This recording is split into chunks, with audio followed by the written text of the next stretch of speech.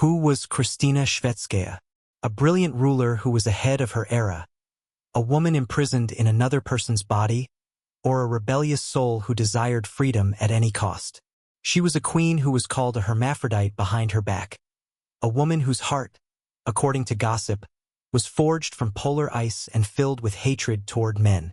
But from where does such a dark legend arise? Not from royal whispers, but from the blood of the primal cry and the mystery that surrounded the cradle in the very first moment of her life. This tale did not start with the coronation, but with deceit, with an error that became the most terrible and precise prophecy. On the lifeless November night of 1626, when the freezing wind from the Baltic Sea, like a demon, tore the stone body of the royal palace in Stockholm, the fate of the empire was decided in the queen's chambers, filled with the bitter scent of sweat, hot wax, and fresh blood. The wind roared in the chimneys, as if nature itself wept beforehand for the birth of the one who would not fit into any frame made by God or by man. Below, in the hall, the courtiers were holding their breath. Every rustle, every moan from behind the oak door echoed in their hearts. King Gustav Adolf, a mighty northern lion, was pacing the room, his shadow sweeping the walls like a huge predatory bird. He prayed not for a strong child, but for a son in heaven, an heir, a successor to the great Vasa dynasty. And then the cry was heard. But it was not the thin, mournful cry of a newborn. It was a furious, hoarse, sorrowful roar, full of such primitive power, as if a young barbarian, not a defenseless baby, appeared to the world, ready to proclaim his rights to this cruel world from the very first instant. The door opened, and on the threshold, choking with excitement, the midwife appeared. Her face flushed, her eyes shone madly. "Your Majesty," she shouted, her voice breaking with ecstasy. "Son, heaven has sent us a successor." The hall burst with enthusiastic cries. Men patted one another on the shoulders. Someone wept with joy. King Gustav Adolf froze, and then slowly straightened to his full height. On his stern face bloomed a rare, almost childlike smile. Son. He had waited for this day for years, dreaming of a boy who would be taught to handle a sword better than a pen, to study battle maps, and to rule with an iron hand. But the joy did not last long.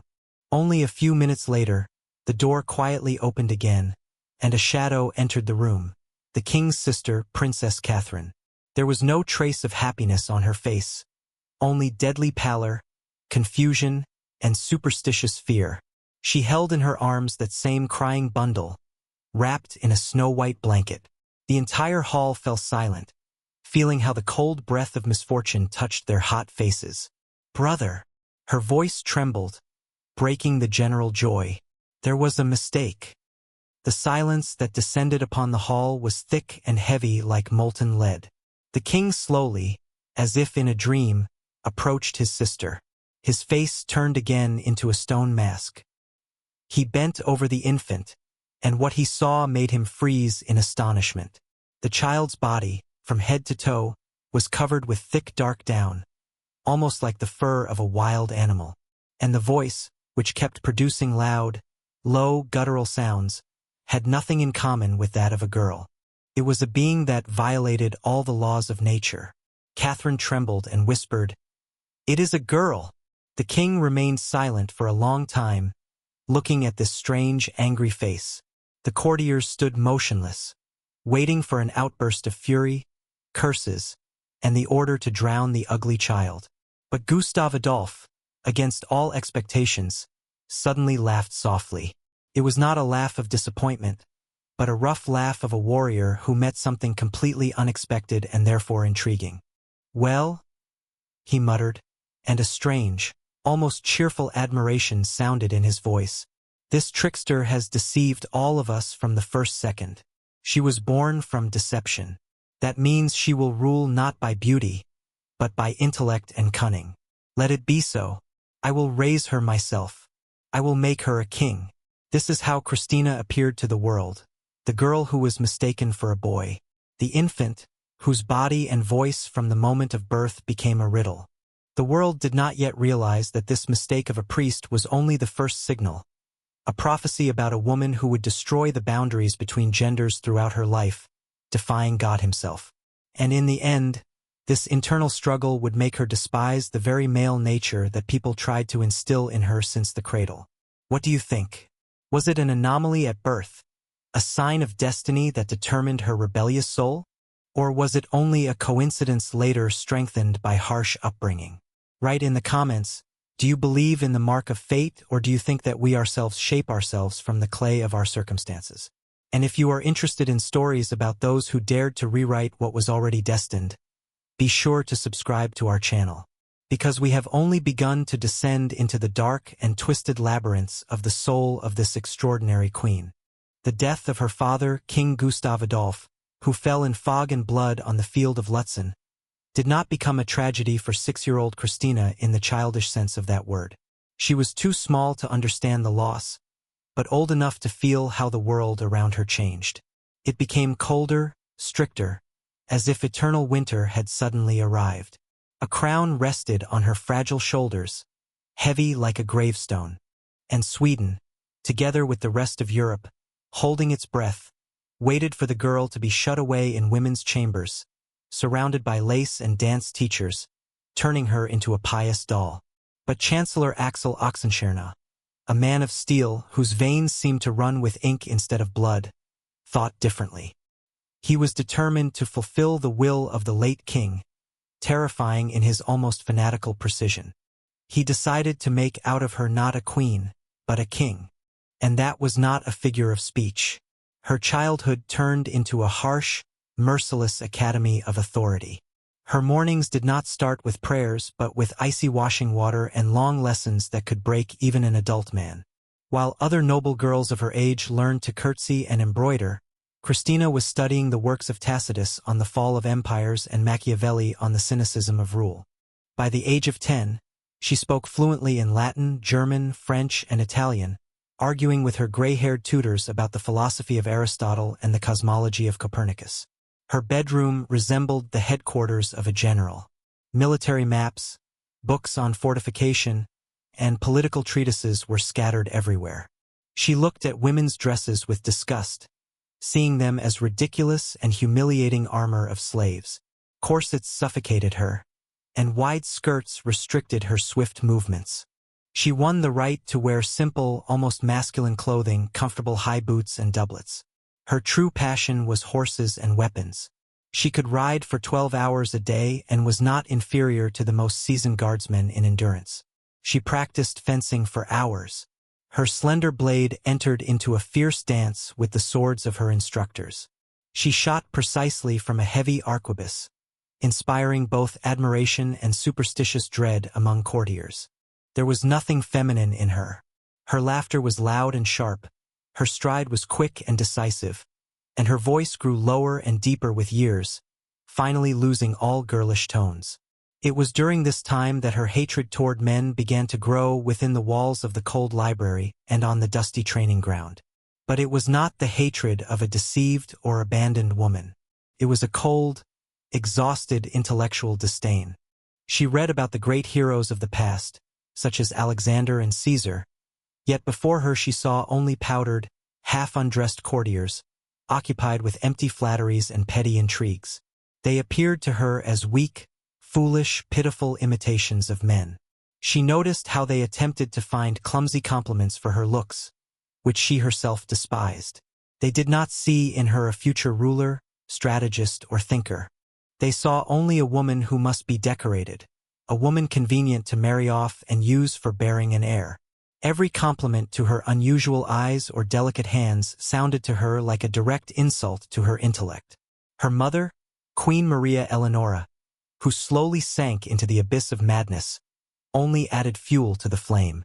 Possessed by a morbid love for her dead husband, whose heart she kept in a golden casket, she tried to impose upon her daughter that pretentious, hysterical femininity which she considered the only proper one. She locked Christina in dark velvet chambers, forcing her to listen for hours to sorrowful sermons. For Christina, it was worse than torture. In her mother, she saw the embodiment of everything she despised in women: weakness, emotional instability, dependence on men even beyond their death. These conflicts turned into fierce wars, after which Christina retreated into her books, her weapons, and her logic, into her man's world. She built an unbreakable fortress of knowledge and cynicism, and behind those walls grew an iron conviction. To be a woman means to be an object, a slave of biology and of other people's will. To be a man means to be a free creator of one's own destiny. And she made her choice. She decided to become a man in her soul, in her thoughts, in her will, even if she had to destroy everything feminine within herself, leaving only a cold, empty, brilliant intellect imprisoned in her body, which every day seemed to her more and more like an annoying and unjust error of nature. At 18, on the day she reached maturity, Christina entered the hall of the Riksdag and with a firm, unbending voice declared the end of the regency. She took all authority into her own hands. The gray-haired nobles, including the powerful Chancellor Oxenstierna, looked at this short girl with her low voice and piercing gaze and understood. The era of compromises had come to an end. Before them stood not just a monarch but an absolute sovereign with the mind of Machiavelli and the determination of Caesar. It appeared that a golden age awaited Sweden. But together with absolute power came absolute loneliness. And the main cause of this loneliness was a humiliatingly simple one, her gender. The entire state apparatus, the aristocracy, all the royal courts of Europe expected only one thing from her, a quick marriage. The question of marriage and the birth of an heir turned from a private issue into a major political problem of the kingdom. She needed a husband, a consort king who would strengthen the dynasty and become a support for the throne. But for Christina, the very idea of sharing her power and her bed with a man was repulsive, unimaginable, equal to intellectual and spiritual suicide. She looked at the suitors, offered to her by the dozens, as if they were wild animals in cages. The princes of Denmark, Poland, Germany, and the proud infants of Spain went to Stockholm as though to a fair of human fates, hoping to win the most valuable prize, her hand, and together with her, the crown of the mighty Swedish Empire. To her, they were all alike, self-satisfied, narrow-minded, greedy for power men who saw in her not a person but only a profitable union and an instrument for continuing their lineage. She arranged for them public examinations, turning receptions into refined intellectual trials. She received them in her vast, book-filled study, listening to their learned speeches and hollow flattery. And then she began to speak herself. She questioned them about Descartes' philosophy, about Galileo's recent astronomical discoveries, about the subtleties of tax reform and the strategy of waging wars under changing climates. The grooms were confused, mumbling under their velvet collars, trying awkwardly to switch the conversation to hunting or games. But Christina was relentless. She did not simply converse. She tested their minds, and every one of them failed these trials with shame. She openly ridiculed their ignorance, their mediocrity, their attempts to appear wiser than they were.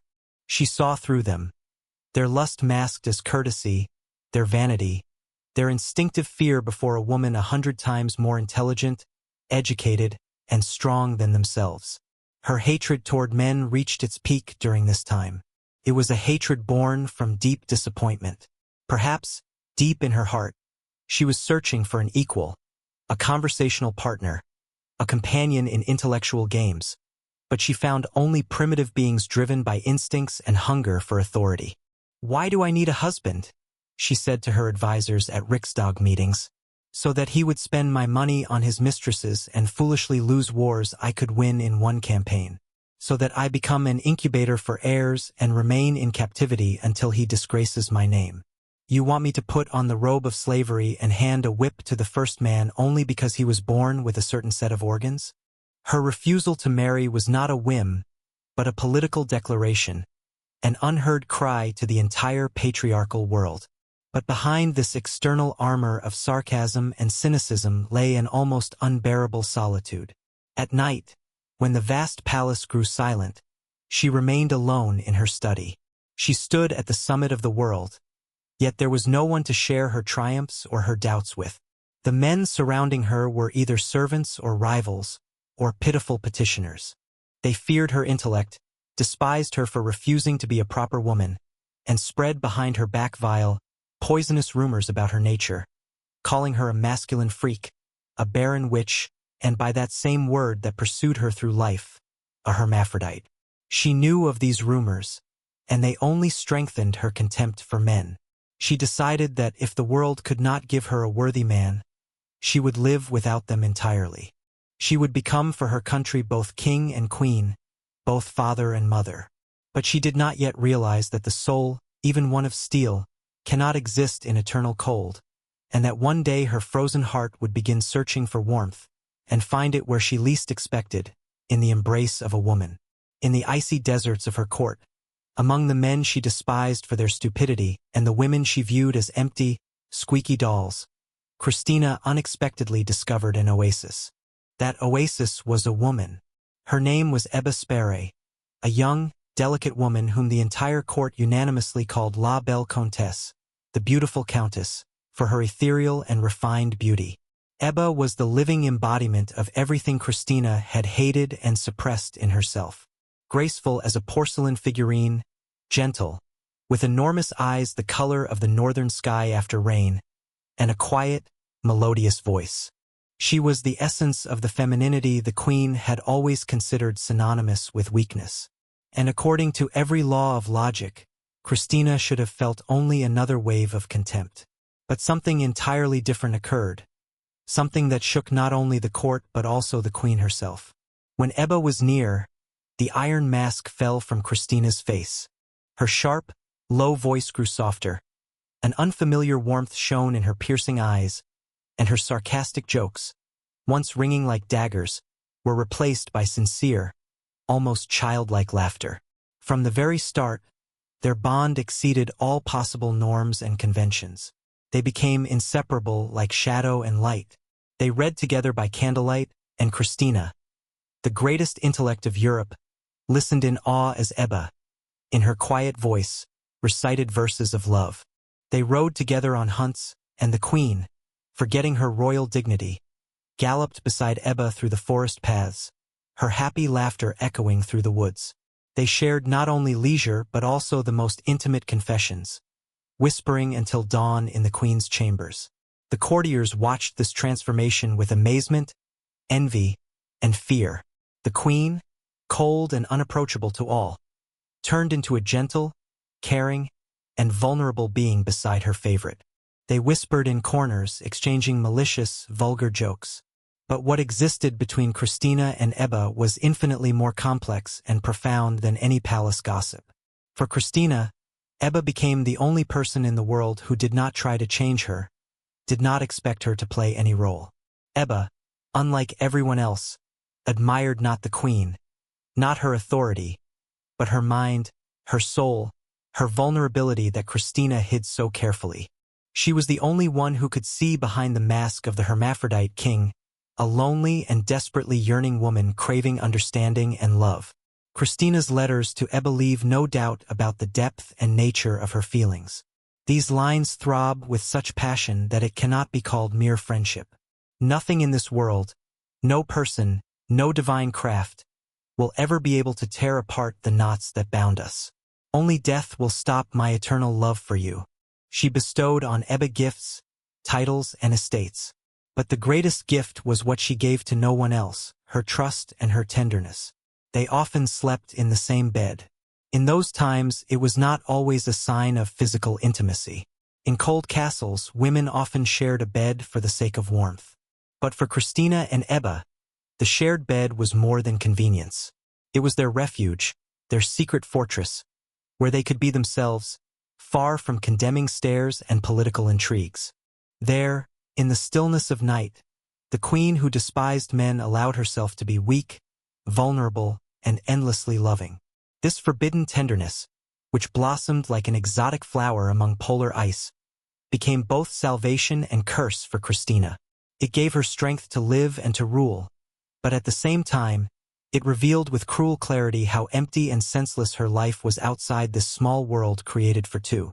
She discovered love, but this love was sinful and barren in the eyes of the world. She found a kindred soul, but that soul belonged to a woman. And this unsolvable contradiction began slowly, like acid, to corrode the foundations of her throne and her reason, preparing the way for the most radical and shocking decision of her life. The brilliance of Queen Christina's court dazzled and fascinated all of Europe. Stockholm, once austere and provincial, under her reign became a northern Athens, a center of intellectual and cultural life. The greatest minds of that era, philosophers, scientists, artists, poets, René Descartes himself, the greatest thinker of his time, came to this cold land to hold philosophical discussions with the young queen in her library at 5 in the morning. The palace halls were filled with priceless works of art, trophies brought from across Europe, and her library was considered one of the finest in the world. Christina spent enormous sums on ballets, masquerades, theater performances, and scientific debates. She desperately sought to build an ideal world of perfect beauty and intellect, a world worthy of her genius, a world where crude reality had no place. But behind this dazzling, glittering facade lay decay and ugliness. Sweden, victorious in the 30 Years' War, was drained to exhaustion. While the capital indulged in feasts and philosophy, peasants starved in distant provinces, tearing apart their own roofs to survive the winter. The treasury was depleting at a terrifying pace. Taxes rose, and with them, the discontent of the people and the old nobility grew louder. At the sessions of the Riksdag, they no longer whispered but shouted straight into the queen's face. Grim, bearded deputies shook their fists, demanding an end to the reckless spending, a focus on the economy, and, finally, the fulfillment of her main duty, to marry and bear an heir to secure the kingdom's stability. The queen listened to them with icy, contemptuous calm, yet inside her grew a black, thick, deadly weariness. She more and more often felt that the crown, the symbol of the absolute power she had pursued, had become a golden cage. She found herself trapped in a role she had built for herself, and that role had turned hateful. She was tired of being a queen, tired of endless meetings, of lustful and greedy courtiers, of the constant burden of decisions affecting millions. She despised politics, regarding it as dirty, tedious, and unworthy of her intellect compared to the pure and radiant heights of philosophy and art. She felt her genius, her soul, suffocating inside this cage of responsibility.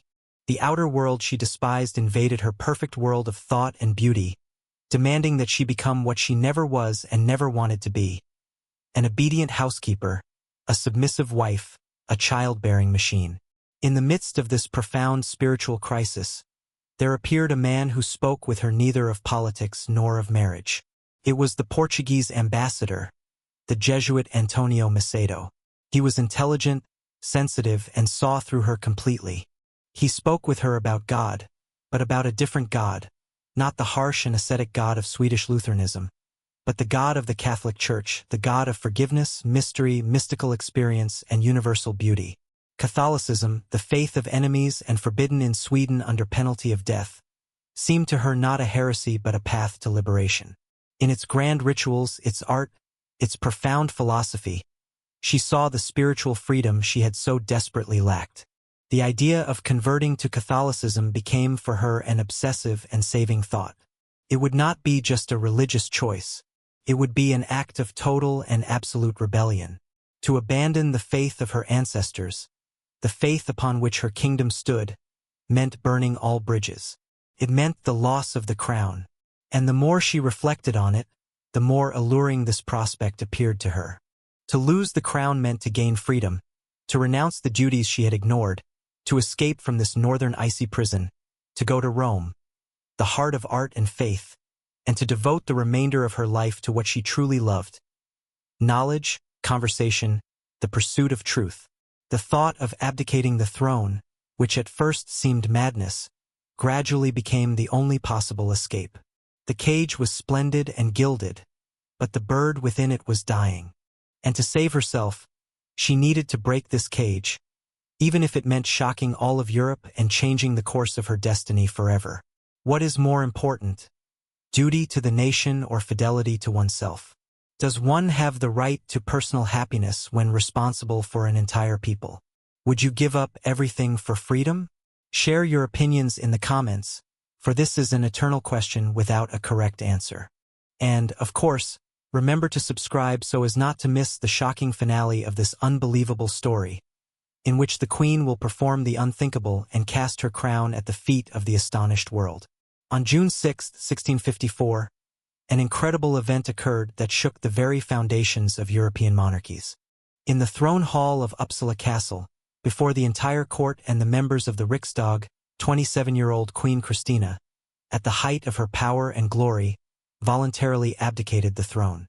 She stood before them, calm and detached, and delivered a short speech explaining that the burden of rule was too heavy for her fragile female shoulders. It was a bold, seductive lie, and everyone in the room understood it. She removed her crown not out of weakness but out of the unprecedented strength that allowed her to defy the whole world, to oppose history itself for the sake of her own freedom. She personally lifted the heavy crown from her head and tried to hand it to her cousin Carl Gustav. He, pale with shock, recoiled. No one dared to touch the symbol of power that she had laid aside with such ease. The old monarch had to intervene, and then the ceremony seemed to dissolve into silence.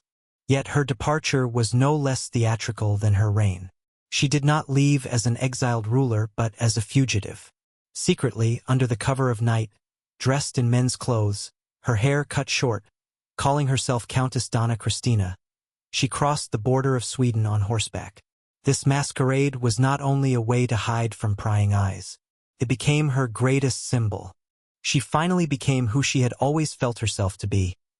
A free man, a wandering philosopher, unbound by throne, by gender, or by homeland. Her journey across Europe turned into a triumphant march of liberation. She hurried to meet her new life. In Brussels, she secretly but with great inner joy accepted Catholicism. And then came Rome. The Eternal City, the heart of the Catholic world, received her as a great heroine, as a lost sheep returning to the fold of the Church. Pope Alexander VII himself arranged a magnificent reception in her honor, such as no reigning monarch had ever been granted. In Rome, she finally cast away the skin of Christina, Queen of Sweden. She adopted a new name, Maria Alexandra. But behind the new name remained the same indomitable, scandalous, and brilliant nature. She settled in the luxurious Palazzo Farnese, which instantly became the most dazzling and free-thinking intellectual salon of Europe. Her residence turned into an academy where cardinals and artists, scholars and alchemists, poets and heretics gathered to study and to debate.